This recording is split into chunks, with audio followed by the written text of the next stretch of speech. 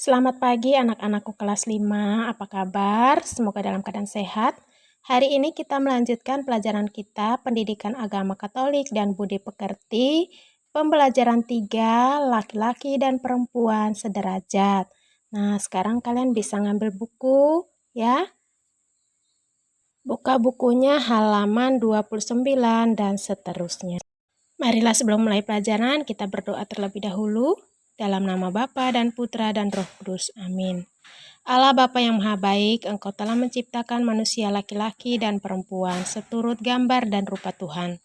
Perempuan Engkau ciptakan sebagai penolong yang sepadan bagi laki-laki. Berkatilah kami agar kami dapat belajar tentang kesetaraan derajat laki-laki dan perempuan. Demi Kristus Juru Selamat kami. Amin. Dalam nama Bapa dan Putra dan Roh Kudus. Amin. Situasi hidup kaum perempuan pada zaman Ibu Kartini adalah situasi tertindas.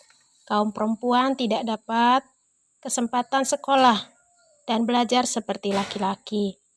Situasi pada zaman Kartini merupakan situasi di mana tidak ada kesetaraan antara perempuan dan laki-laki. Laki-laki masih menganggap perempuan sebagai ciptaan Allah yang paling rendah. Nah, itu bisa kalian lihat di buku kalian halaman 32 ya. Nah, bisa juga kalian menyanyikan atau membacakan lagu Sabda Allah. Nah, di situ ada ketidaksetaraan antara laki-laki dan perempuan. Situasi kaum perempuan sekarang beda dengan zaman Ibu Kartini. Nah, pada umumnya sekarang perempuan sudah setara dengan laki-laki. Perempuan dapat bersekolah dan dapat bekerja menjadi polisi, tentara, pilot, guru, olahragawan, dan sebagainya. Jadi perempuan pada zaman sekarang sudah bisa melakukan hal-hal seperti yang dilakukan oleh laki-laki ya, dan juga sudah boleh bersekolah. Beda dengan zaman Ibu Kartini, perempuan dilarang untuk bersekolah dan bekerja. Sikap yang menganggap bahwa perempuan lebih rendah dari laki-laki merupakan sikap yang tidak menghargai Allah yang menciptakan manusia laki-laki dan perempuan sederajat, ya. Dalam kitab Kejadian bab 2 ayat 18, Tuhan berfirman, "Aku akan menjadikan penolong baginya yang sepadan dengan dia." Nah, kata sepadan menunjukkan bahwa laki-laki dan perempuan adalah sederajat. Perempuan tidak lebih rendah ataupun lebih tinggi daripada laki-laki. Ya, itu yang dikatakan dalam kitab suci bahwa laki-laki dan perempuan itu sepadan, ya. Tidak beranggapan bahwa laki-laki derajatnya lebih tinggi, perempuan derajatnya lebih rendah, tapi semuanya sama kedudukannya, ya. Nah, di dalam kitab Kejadian bab 2 ayat 22 juga Tuhan menciptakan perempuan dari tulang rusuk laki-laki. Tulang rusuk menunjukkan tempat di tengah antara kepala dan kaki. Jadi perempuan bukan atasan atau alas dari laki-laki, tetapi di samping dia sebagai penolong yang sepadan. Nah, itu dia. Nah, berkat perjuangan beberapa pejuang perempuan seperti Ibu Kartini, maka kaum perempuan sekarang sudah mengalami kesetaraan atau sama kedudukannya dengan laki-laki, meskipun belum sepenuhnya. Nah, dalam beberapa hal perempuan masih mengalami ketidaksetaraan.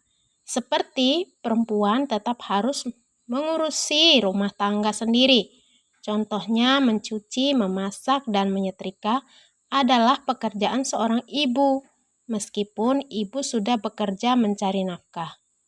Pembagian tugas yang tidak seimbang antara laki-laki dan perempuan karena budaya yang masih memandang kurang pantas jika laki-laki bekerja mengurus rumah tangga.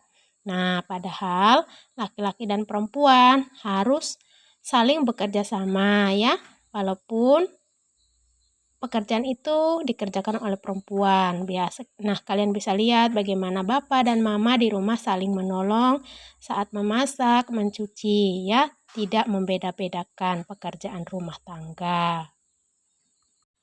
Laki-laki dan perempuan harus saling menghormati, saling menolong, dan saling membantu, serta bekerja sama. Dengan demikian, semua pekerjaan dapat diselesaikan. Perempuan disebut sebagai penolong yang sepadan. Oleh sebab itu, kita perlu berjuang untuk memperjuangkan kesetaraan, kesederajatan ya, laki-laki dan perempuan. Nah, anak-anak, itulah pelajaran kita hari ini. Untuk lebih mendalami materi, kalian bisa pelajari dan membaca kisah kitab suci halaman 35 dan catatan pokok halaman 36. Mari kita akhiri pelajaran kita dengan doa. Dalam nama Bapa dan Putra dan Roh Kudus. Amin. Allah yang Maha Baik, Engkau telah menciptakan laki-laki dan perempuan sederajat. Kami mohon doronglah supaya kami saling menghormati dan saling menghargai, serta dapat bekerja sama. Terima kasih Bapa. Amin. Dalam nama Bapa dan Putra dan Roh Kudus. Amin. Anak-anak, demikian pelajaran kita hari ini. Selamat belajar, tetap jaga kesehatannya. Salam sehat, salam SFD. Tuhan memberkati.